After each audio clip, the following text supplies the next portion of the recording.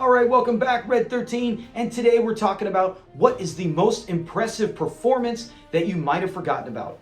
And mine, it's very simple. Corey Dillon and the Cincinnati Bengals. Week 6, they are playing a Bronco team that is 4-3, while the Bengals, I believe, are 1-5. The Bengals had just come off 3-game losing streak, one of the worst offenses, I think shut out 2 of the last 3 times. So it wasn't looking good.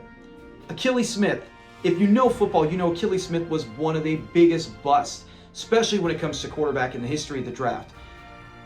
Corey Dillon had very little to work with. He's got Peter Warrick, and that's about it. And him. And, you know, when it comes to this game, they're playing the Broncos who, like I said, 4-2, and they had just the number 2 run defense in the league. So when you come into this game in Cincinnati, you're not expecting much of anything other than a Bronco beatdown. The Broncos defense was legit and they could stop the run and they had talented players up and down the field. So as the game progresses, it's pretty low scoring, nothing happening. Corey Dillon ends up getting a huge run and scores a touchdown. And you're like, all right, we got something going. Another huge play later, Akili Smith does an end around and Peter Warrick cuts back around. Akili Smith lays a nice block and he ends up scoring on a 70-yard end around touchdown. So it's looking like, hey, the Bengals got a little bit of action going on the run. Their backup running back even had a big touchdown run. So when you're looking at it, you're like, hey, they're rushing, they're doing well. But throughout the game, as the Bengals started to wear and tear on that defense, that's when you started to see Corey Dillon explode.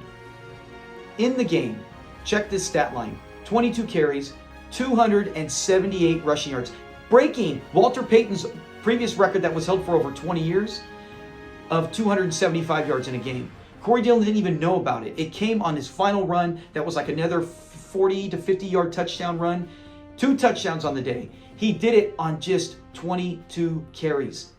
Other players have broken the NFL record, his record since. Adrian Peterson, Jamal Lewis, both of them had, I believe, 28 to 30 plus carries in that game. Much more, better offenses, better teams, and including Jamal Lewis, who did it where he broke Corey Dillon's record when the game was already a blowout and they were just letting him run to get the record.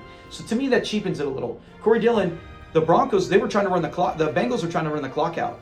And he had 2 multiple touchdown, big touchdown runs in that second half.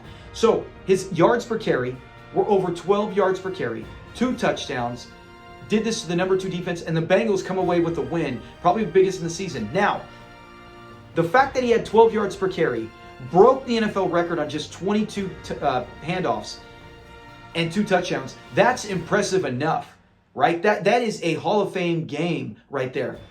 But you know what the craziest stat line of this whole thing is? That you had Akili Smith, right? We don't know he's a bust. He's not playing well. He's got a beautiful ball, the way he throws it, but his accuracy was awful. He would lead the receivers and get him killed half the time. But the biggest stat is Akili Smith gets injured. He goes out. Who comes in? Is it John Kitna, who ended up having a good career in Cincinnati? Nope. He's not even there. It's Scott Mitchell. Scott Mitchell, number 19, the left-hander. You know, I think he threw for the most yards at the time. 4,000 yards for left-handed, most by left-handed quarterback.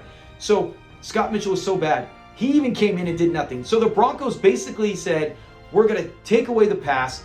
We got a number 2 run defense. We can hold you, and we're daring you to run it down our throats. Come at us with our strong point, and we're going to shut down your weak point. It's a pretty good strategy, and it's bold, but it backfired. The Bengals only completed 2 passes on the day. Just 2. If you only complete 2 passes, I'll be damned if you rush for 100 yards. They rushed for a team total of over 400-something yards. That is mind-boggling. To me, it was one of the greatest games I've ever seen that was not expected. I did watch it, and I did not expect anything of it. So to see that game and to see the things that went down on that, to me, that's the most impressive game that is forgotten about in the history of football and the least expected. So let me know, did you see it? Have you looked up on anything on that in the stats? Were you impressed?